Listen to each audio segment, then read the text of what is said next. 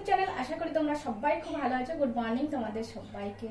তো সকালবেলা কি জলখাবার বানাবো সেটাই হচ্ছে সব থেকে বড় চিন্তা। ডেইলি সকালবেলা উঠে কি বানানো যায়। ব্রেড আছে আর ডিমও, একটাই ডিম পড়ে আছে। তো একটা ডিমে আমরা 3 জন আছি, তো আর মুড়ি তো ডেইলি খাওয়া হচ্ছে। তাহলে কি বানানো যায়, এমন কিছু বানাতে হবে যেটা খুব মুখরোচকও হবে আর বেশ খেতেও ভালো লাগবে, হয়ে যাবে। কিন্তু ডিম একটা, ব্রেড আছে, ব্রেড তো পুরোটাই আছে। তাহলে কি বানানো যায় দেখি, বাটিটা নিলাম, তারপরে দেখি কি বানানো যায়।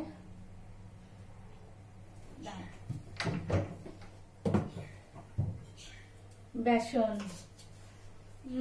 বেসন আছে। ব্রেড পকোড়া অনেক খাওয়া হয়েছে, নরমালি বেসন দিয়ে খুব একটা ভালো লাগে না। তাহলে কি বানানো যায়, আচ্ছা দেখি। তেল, নুন, তারপরে এতে কি কি আছে দেখি, হলুদ, লঙ্কা, সবই আছে। আর একটা ডিম দিয়ে হয়েও যাবে, তাই না? দেখা যাক কি বানাই, আশা করছি ভালো লাগবে। একটু দেখো, ব্রেড পকোড়া তো আমরা নর্মালি বানিয়ে থাকি, কিন্তু আজকে একটু আলাদা করে বানিয়ে দেখি কেমন লাগে খেতে। যদি ভালো লাগে তাহলে আবার বানাবো, আর যদি ভালো না লাগে তাহলে আর বানাবো না, তাই না? তো দেখা যাক আজকে কি কি বানাচ্ছি। সব মোটামুটি রেডি হয়ে গেছে। আর ব্রেডটা নিয়ে আসছি, ব্রেডটা ফ্রিজে রেখে দিয়েছি। তো চলো বানাই, আগে বানিয়ে তারপরে দেখছি কেমন লাগে, তারপরে কথা বলছি, ঠিক আছে? একটু অন্যরকম আজকে ব্রেড পকোড়া করে দেখি কেমন লাগে।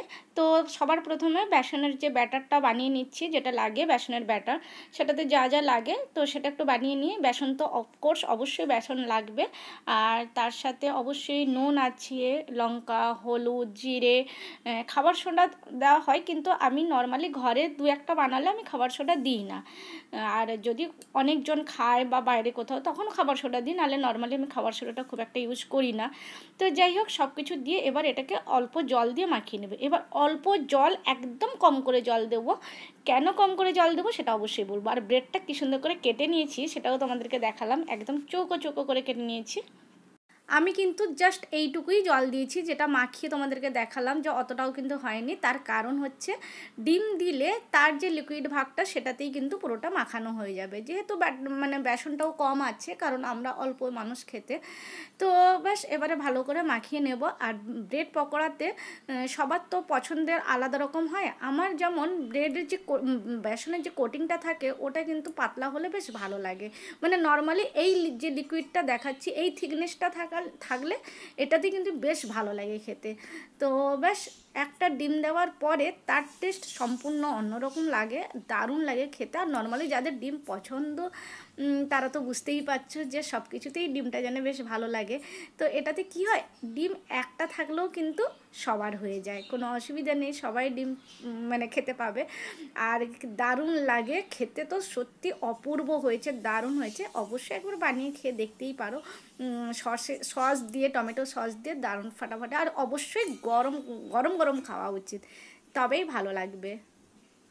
তো ব্যাস চলো, আমি একটু ভেজে নিই কয়েকটা, বেশি তো ভাজবো না, অল্পই। তো ব্যাস, দারুণ লাগছে।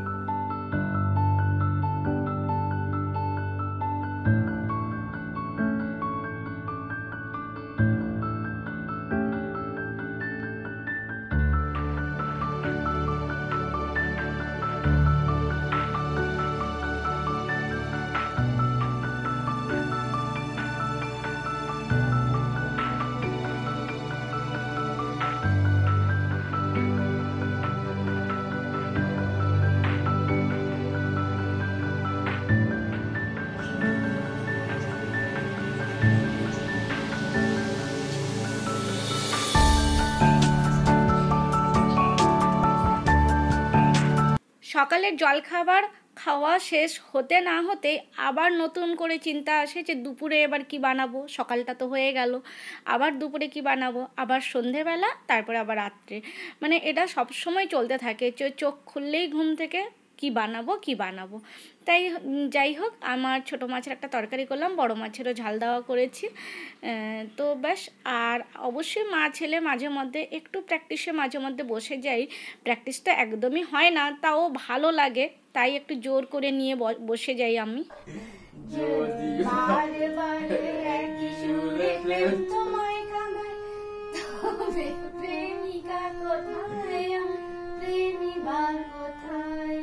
বল চলে গেছে তো, বল।